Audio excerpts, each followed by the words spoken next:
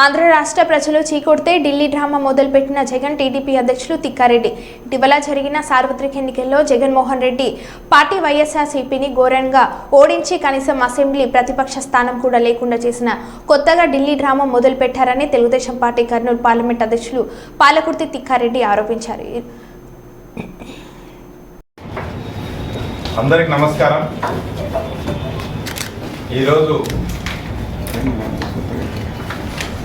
ముఖ్యంగా ఈ పత్రికా సమావేశం పెద్దలు సోమశెట్టి గారు, పెద్దలు ప్రభాకర్ గారు, మా కర్నూలు జిల్లా పట్టణాధ్యక్షులు యాదవ్ గారు, అలాగే ఇక్కడికి వచ్చినటువంటి మీడియా సోదరులందరూ కూడా కర్నూలు జిల్లా తెలుగుదేశం పార్టీ నమస్కారం. సోదరులారా, ఈరోజు చూస్తున్నాం, ఈరోజు అసెంబ్లీ స్టార్ట్ అయింది. అసెంబ్లీ స్టార్ట్ అవ్వగానే జగన్మోహన్ రెడ్డి గారు ప్రజలు ఇంత దారుణమైన తీర్పు ఇచ్చినా ఆయన డ్రామా స్టార్ట్ చేశాడు. అదేదో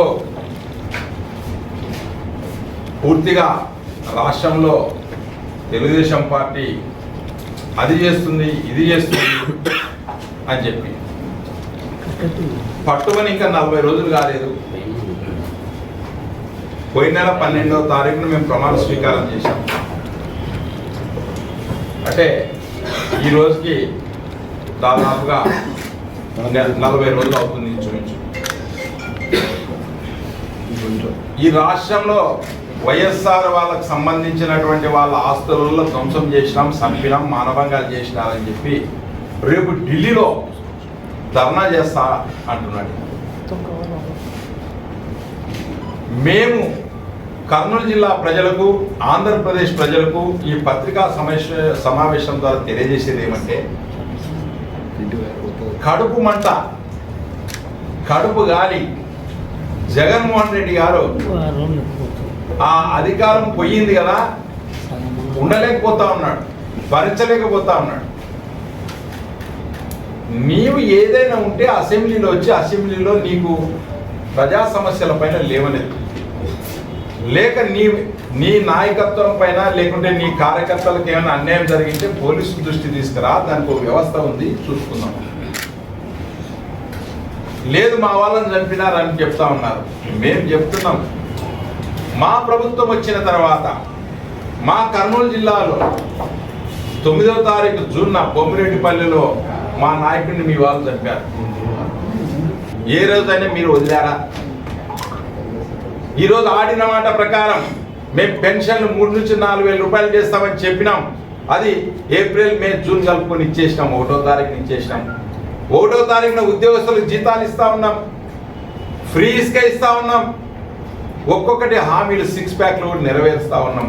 వాటిని తట్టుకోలేక జగన్మోహన్ రెడ్డి గారు రేపు ఢిల్లీలో పోయి అబ్బో అన్యాయం జరిగింది, అయ్యో అన్యాయం జరిగింది అంటున్నారు. ఈరోజు ప్రజలు చూస్తూ ఉన్నారు, ప్రజలు గమనిస్తూ ఉన్నారు, మేధావులు గమనిస్తూ ఉన్నారు.